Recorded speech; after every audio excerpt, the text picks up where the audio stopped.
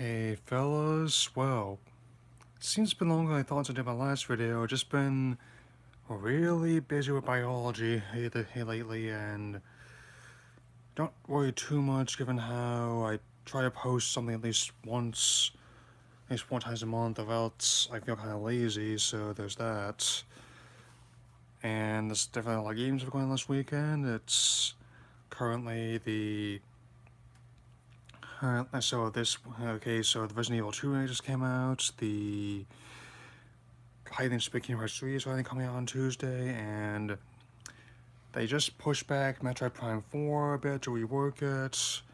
Had even partnering with Retro Studios again after the initial build wasn't something they were satisfied with, which I understand. And even though I've worked on my movie calendar, I still want to actually get to the theater to see some of the ones on it. In the meantime, something's happened this weekend, which I find to be very entertaining. It's the 20th anniversary of Super Smash Brothers. Yes, I mean, usually I do some of the anniversary videos later in the year, but in this case, I'm making an exception. And since it's been 20 years, the series initially came out in Japan on Nintendo 64, it came stateside a few months later, 1999. And many people thought this whole idea would not work, but it has, and actually become every bit as successful and every bit as rich in competitiveness as more quote-unquote serious fighters such as Street Fighter, Mortal Kombat. So there's that. And I'm not going to be going too into the history of the series itself, but I will be addressing my personal history with it since, surprisingly, when I was younger, I actually never had the original one, but I definitely played it quite a bit.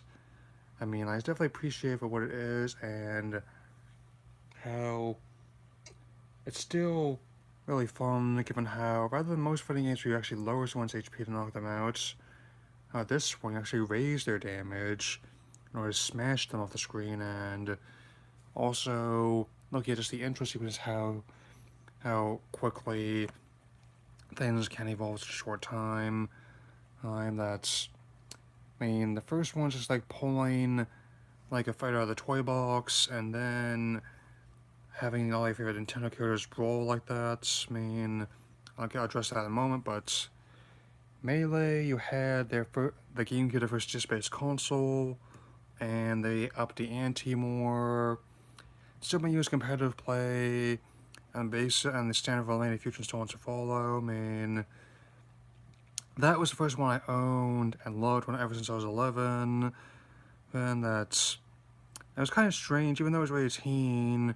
Again, compared to other ones like Super Mortal Kombat, there was no blood in it, and it was no more violent than Looney Tunes cartoon was. How they had a lot of explosions, a lot of cartoonish fightings, like with Mario, Zelda, Metroid, and Pokemon characters taking part in battle, as well as representation from other, at the time at least lesser known games like Earthbound and Fire Emblem in there as well. I mean, heck, I actually credit for that one with having, even with the tiers, which I never really paid too much attention to, my main's been Roy and Mewtwo ever since then.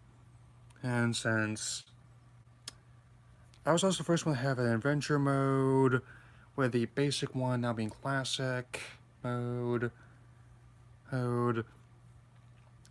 had stuff from going out from all sorts of the corners of their verse, like with the Mushroom Kingdom, the World of Mute City and F-Zero, and trying to escape the station before it explodes in Metroid.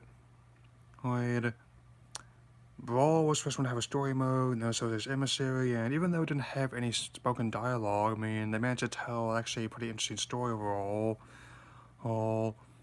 And how big that one was. I started to have not just Nintendo characters, but also ones from other series make their way in, and such as with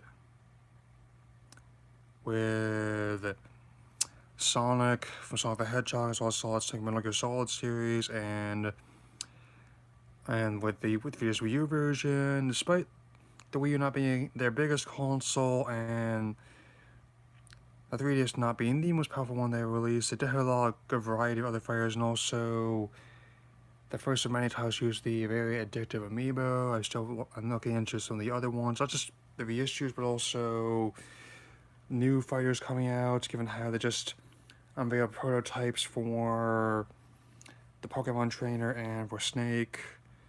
They should be hitting the street relatively soon, and I definitely enjoying Ultimate since it's been probably my new favorite installment of the series, since it used to be Melee, but I really can feel confident that the Ultimate one really is worthy of its title, since I am practicing aim for the tournament where guys are going to like qualify for it, and hopefully this firmware update will fix some of the issues with lag, and now I kind of understand where some people are coming from about that. And I may not have mentioned this here before, but the format's going to be stock matches, which is probably my least favorite mode in there, because it's so rigid in a game, which I kind of like how you can just be off the wall and do all these crazy things, but if I must, then that's that. I also opted into Piranha Plant DLC since the deadline is 11:59 p.m. on the 31st to opt in for it. It's going to be available as DLC for everyone at a later date. I also opted into the Fighter Pass, as was some credit that my brother gave me for my birthday. So I'm looking forward to playing with Joker in Persona 5. I mean, that's definitely a nice little wild card fighter. In fact, I don't know how accurate the leaks of the other four are, but I guess we'll find out. I mean, personally, I'm thinking Ryu Hayabusa would be the most feasible, at least for my money. I mean, as for the others, TBD. I'm not ruling out the fact that could be red herrings, given how Isaac and Shadow turned out to be spirits after all, and like with any other ones, I'm skeptical about Jibanyan still. I was speaking with someone else on Smash, and given how I'm also not sure what to expect from the third game being localized finally. Hey, given how much competition there is and how I don't think the European release is doing too well, and given how there's any merchandise in the heist currently, I mean, even though Hasbro promised more since 2018, they seem to have moved on quite late to other things like things in the Power Rangers series. Anime still airing on Disney XD, but I haven't even seen the ratings on the dubbing recast of reception, but that's beside the point. My point is, I'm going to be having a lot of fun with the series many years to come. There's supposedly contingencies for not only more consoles being on